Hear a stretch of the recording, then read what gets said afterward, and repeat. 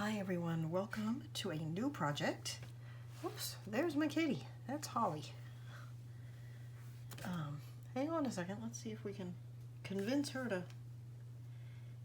Can you go somewhere else, sweetheart? We can't, yes, we can't see. No. Oh, you're gonna create such a mess if you get in there. Hang on. Oopsie daisy. Oops. Careful. Oh, there you go. All right. Sorry about that. All right, so Voyages Fantastique. The paper is from Stamperia, and I don't think I can show you the cover. I think I used it. Hang on, let me see.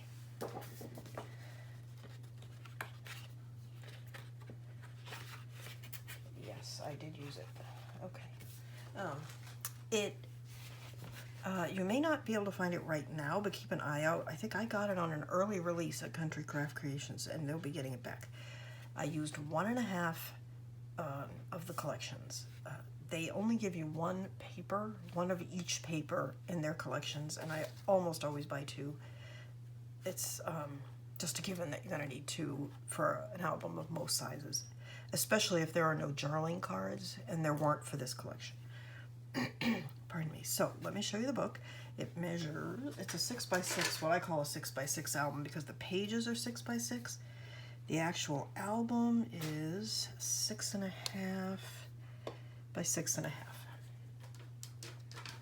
Okay.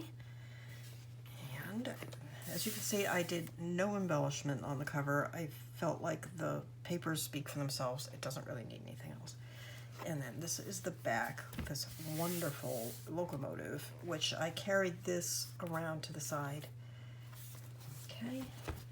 And let's just do a walk through. So we have a tuck spot here and a double pocket. There's a pocket here and a pocket here and another pocket here. This is an album that has a lot of pockets. I caught something on that when I was making it, but it's fine. And then it opens. There's only 3 pages in this book, but the 3 pages, each page forms 4. Which is a method I learned from Ginger at my sister's scrapper, and I will link to her in the first tutorial to show you how she does it.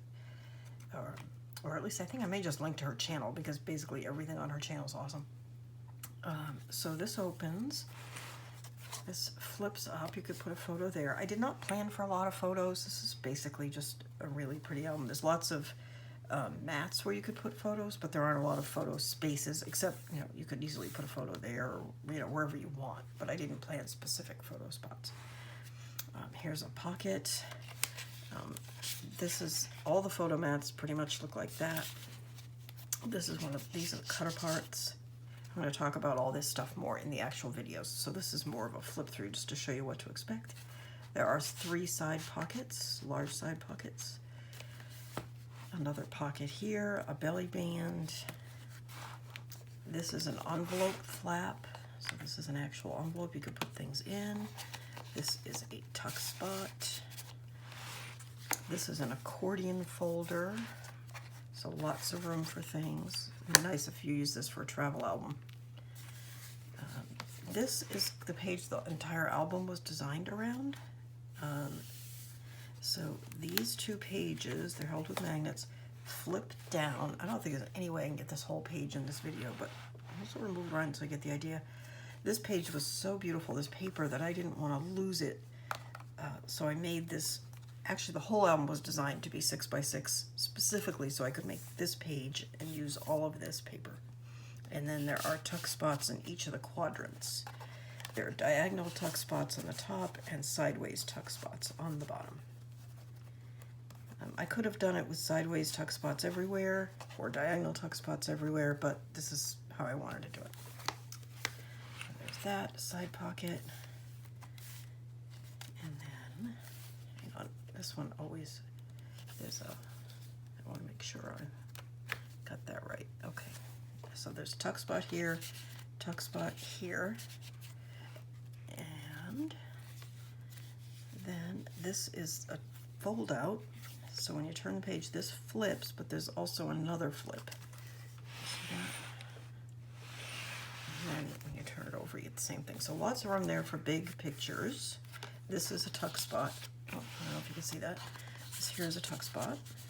Okay, this one is not a tuck spot. There's a magnet hidden under there. This is a pinwheel waterfall. And you will see when we get to it that somehow I did it wrong. So I had to do it twice, but that's all right. You didn't get to see the wrong one. I edited that part out. Okay, and these are, you could put pictures. I used black cardstock, artisan cardstock, and craft artisan cardstock to make this. Here's another tuck spot. I left a lot of pages that just had a tuck spot because the papers were so beautiful.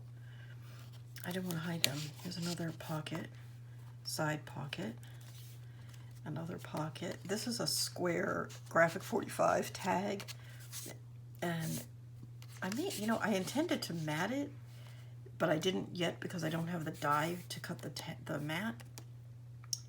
I kind of like the way it looks just plain though, so I may leave it. A belly band here with a couple of photo mats, and again, all of these are cut aparts from the paper, and a lot of them are not matted because they have really beautiful designs on the backs. Okay, and here, this looks like a pocket, but it's not. It's a flap, and you can see, again, this was to preserve the design of this locomotive that I love so much. So it's a photo mat and a tag. This tag is matted just to give it a little more weight.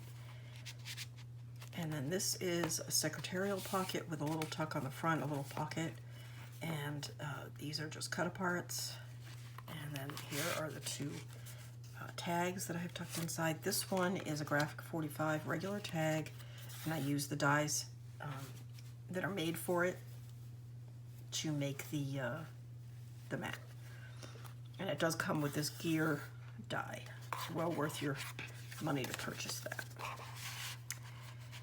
Okay, there's that. And then this is just a little pocket. So this would be a good place to put memorabilia or little tickets if you're using this for a travel album. But that's about it. And I used black and brown seam binding on my tags. All right, so that is that. Okay, so we're going to get started in the next video, and I'm going to walk you through how to make this album. Thanks so much for watching.